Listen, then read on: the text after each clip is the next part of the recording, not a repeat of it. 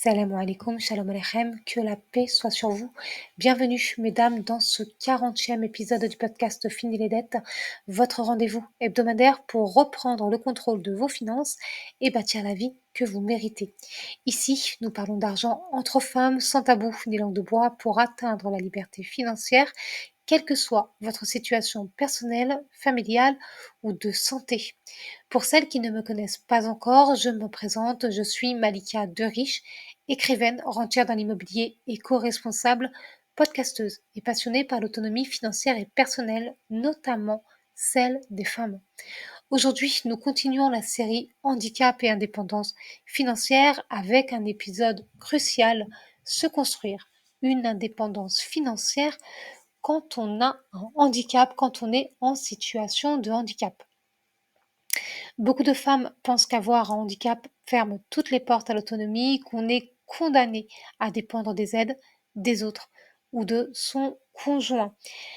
Mais la vérité, c'est qu'on peut devenir actrice de sa vie financière, même en situation de handicap. Seulement, pour y arriver, il faut mettre en place une stratégie et se sentir à l'aise avec l'argent finalement. Et vous le voyez, que le soit handicapé ou pas, c'est toujours la même chose. Cet épisode est composé de 5 parties. Partie 1, pourquoi l'indépendance financière est essentielle pour les personnes handicapées. Partie 2, identifier ses ressources, droits, talents, appuis. Partie 3, 4 leviers pour construire son indépendance financière. Partie 4, exemples concrets et chiffres clés. Partie 5, bilan de l'épisode et défi de la semaine. Comme d'habitude, je t'invite à prendre de quoi noter. Cet épisode va être riche d'enseignements. Pense aussi à t'abonner si ce n'est pas encore fait et partage cet épisode à une femme de son entourage concernée de près ou de loin par le handicap. Je suis certaine qu'il lui sera très utile. Allez, installe-toi confortablement et c'est parti. Partie 1, pourquoi l'indépendance financière est-elle essentielle? Quand on vit avec un handicap, l'argent n'est pas juste une ressource. C'est une question de survie, d'autonomie, de sécurité, mais aussi de dignité. Selon l'INSEE, près de 2,8 millions de personnes en âge de travailler sont reconnues comme ayant un handicap, comme étant une personne en situation de handicap. Parmi elles, 19% vivent sous le seuil de pauvreté contre 13% pour la population générale, d'après la DREES d'études de 2023.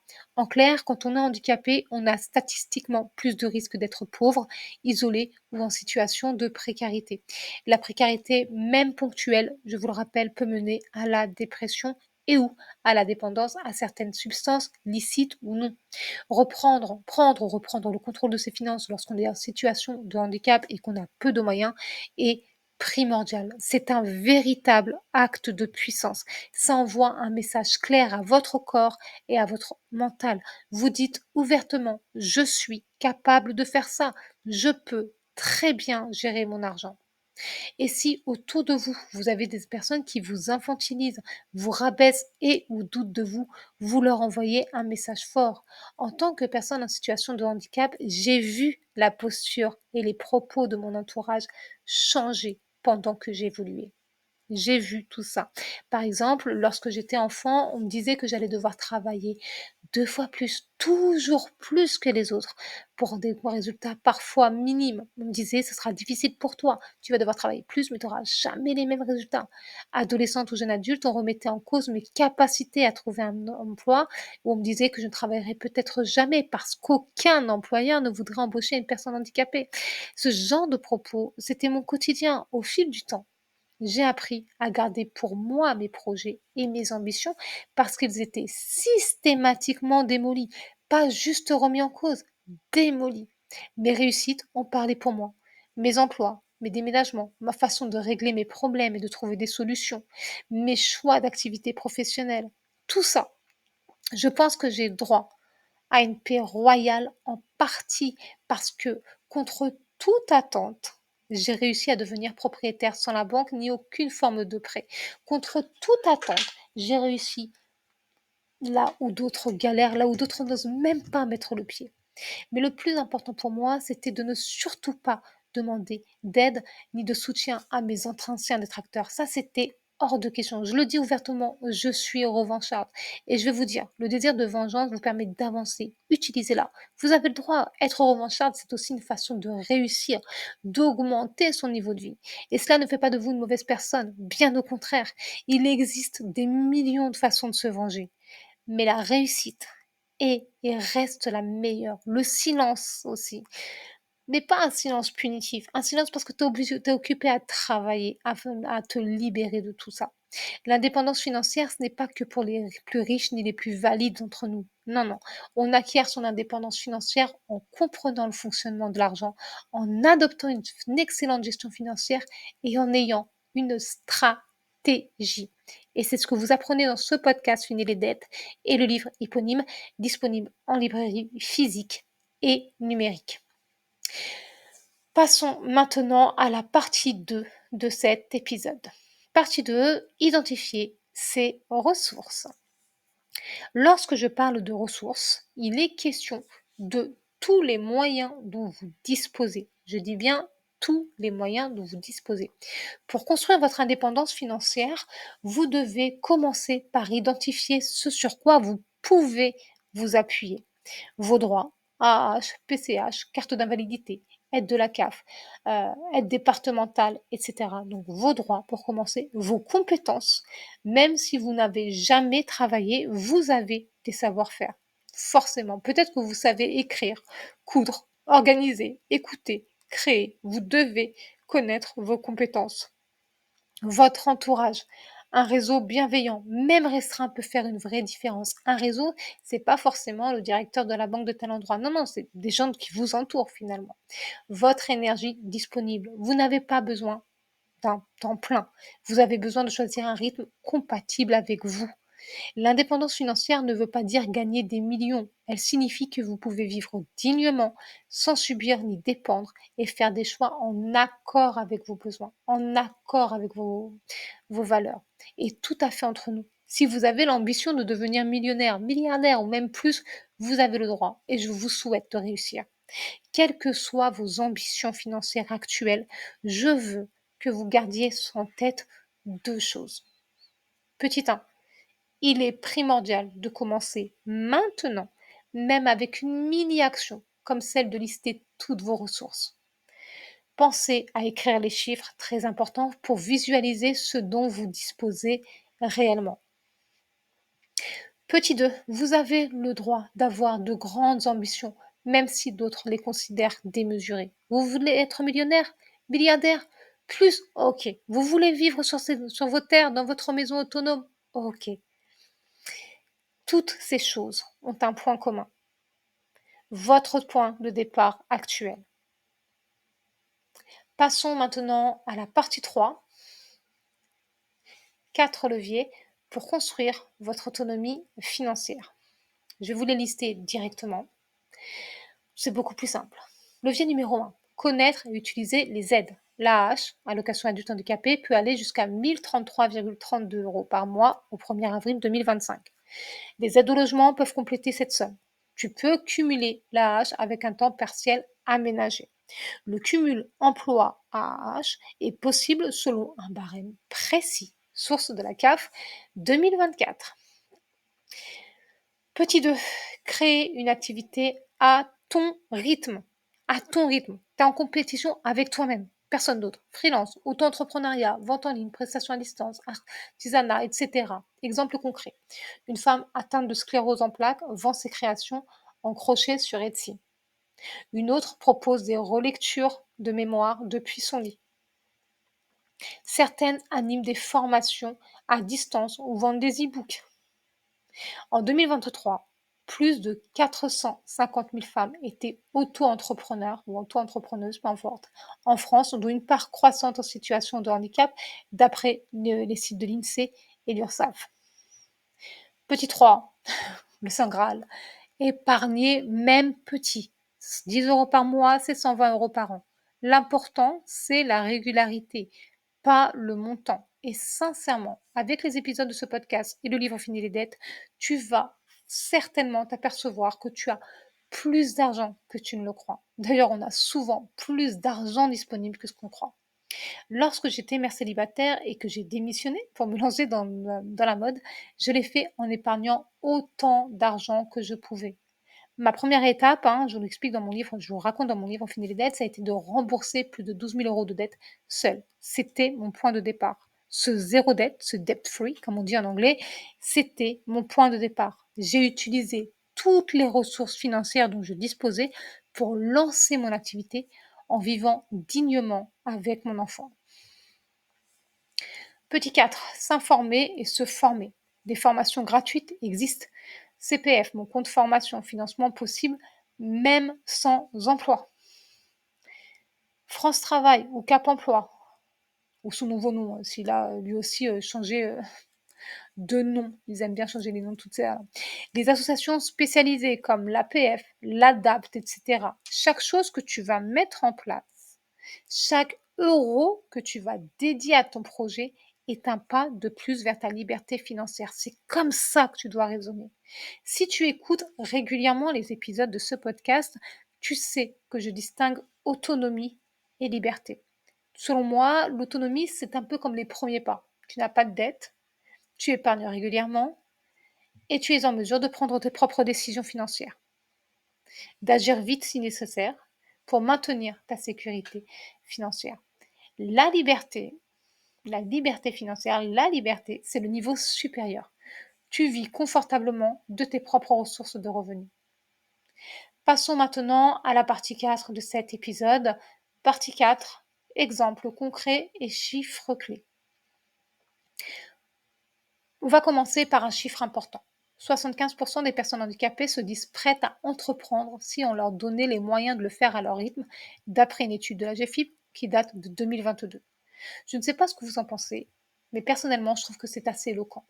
Lorsqu'on est en situation de handicap, nos besoins sont similaires à ceux des personnes valides, mais certains sont plus importants.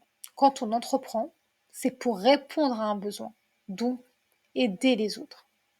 On cherche aussi à travailler à son rythme, à sa manière, selon ses propres règles, si je puis dire. Et nous avons, nous aussi, quand je dis nous aussi, c'est personnes handicapées, c'est nous les personnes handicapées, ce besoin de reconnaissance. Et quelle plus belle reconnaissance que celle qu'on reçoit lorsqu'on crée sa propre activité. Si vous saviez le boost de confiance en soi que ça donne. Voici quelques exemples concrets qui pourraient vous aider, vous inspirer, vous motiver. Ce sont des exemples concrets de femmes.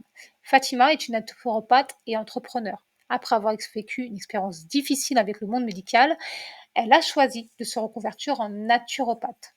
Elle propose des solutions non médicales aux personnes handicapées, mettant l'accent sur l'accompagnement psychologique et le bien-être.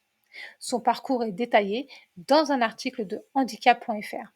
Fatima a accepté le titre de l'article s'appelle Fatima, accepter son handicap grâce à l'entrepreneuriat. Maintenant, passons à l'exemple suivant, Marie-Charlotte B, qui est conférencière et community manager.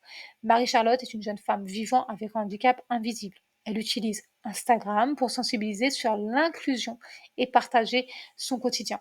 Elle est également conférencière et community manager.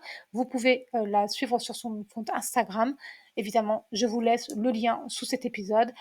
C'est Marie Chacha avec 3 A à la fin. Lucie Carrasco, qui est styliste et militante.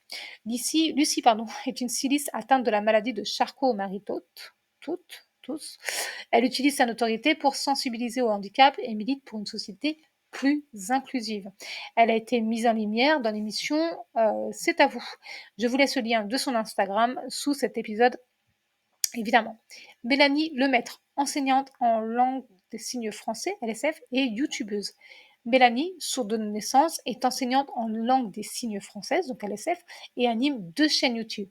Sydney Demain pour l'apprentissage en LSF et Mélanie Diff pour sensibiliser à la culture sourde.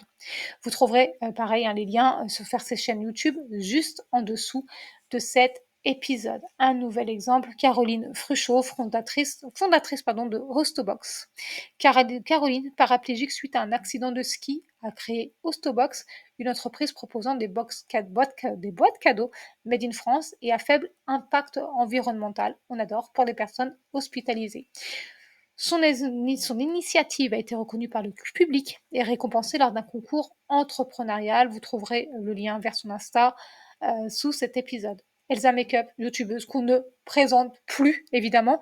Elle se démarque par ses connaissances en maquillage, la qualité de ses tutos, ses présentations de produits et de ses vidéos. Elle a probablement l'une des communautés les plus bienveillantes de YouTube, puisqu'on lui a rarement demandé pourquoi elle est en fauteuil roulant. Elle répond tout de même à cette question. Elle répond à cette question donc dans l'une de ses vidéos avec simplicité et sincérité.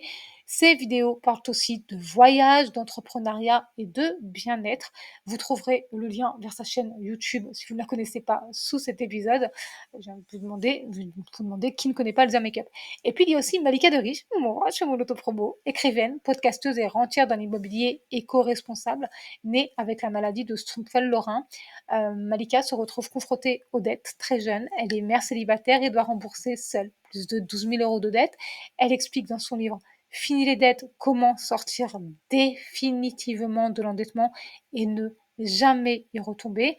Elle écrit de la romance, beaucoup de romances, crée sa société immobilière de LCD éco-responsable et lance son podcast Fini les dettes, destiné aux femmes qui veulent atteindre la liberté financière. Vous l'aurez compris, c'était de l'autopromo, ça fait toujours plaisir, il faut savoir parler de soi. Placer soi-même son nom là où on parle d'opportunités. Toutes les femmes que je viens de vous présenter illustrent la diversité et la richesse des personnes en situation de handicap qui ont su transformer leurs défis en opportunités. J'aurais aimé pouvoir vous donner des données chiffrées quant à leurs revenus, mais pour le moment, ce n'est pas possible. Peut-être qu'un jour, on aura plus de détails sur tout ça. Je peux vous donner mes chiffres à moi au moment où je scripte ce 40e épisode du podcast Fini les dettes. J'ai une chaîne YouTube avec 154 abonnés. Je sais, c'est très peu, mais c'est une petite chaîne YouTube. Il y a, au moment où je scripte, on était 143, 25 épisodes enregistrés et publiés, 562 écoutes d'épisodes du podcast, un compte Instagram avec 845 followers. Ça a complètement doublé maintenant que je suis en train de l'enregistrer. 8 livres publiés, 350 livres vendus, 2 studios gérés en sous-location légale et en LCD. Un bien immobilier s'acheter sans la banque ni autre financement extérieur. Je me rends compte d'une chose très importante. J'ai scripté cet épisode il y a plusieurs mois et vraiment les choses ont bien évolué. Je ferai un point régulièrement peut-être sur mes chiffres. Je le fais sur Instagram, sur un post dédié qui vous donne les chiffres de ce podcast. N'hésitez pas à vous abonner et à aller checker tout ça. Je trouve que partager cela est assez intéressant parce que je vous le dis souvent, nous avons tout un point de départ. Il fut un moment où mon point de départ était le rêve d'avoir tout ça et peut-être que dans 1, 2 ou 3 ans, j'aurai atteint tous mes objectifs financiers. Allahu alim, on verra bien.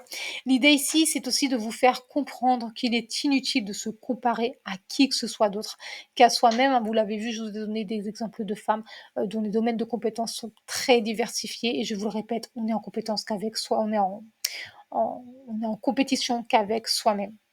Partie 5, bilan de l'épisode et défi de la semaine. Comme vous avez pu le voir tout au long de cet épisode, avoir un handicap n'est pas un frein définitif à l'autonomie financière. Ce qui compte, c'est de bien vous connaître. Pour cela, l'écriture quotidienne peut vous y aider. À ce propos, j'ai écrit le livre Ma routine d'écriture disponible sur Amazon, et vous trouverez le lien sous cet épisode. L'important, c'est aussi de vous écouter.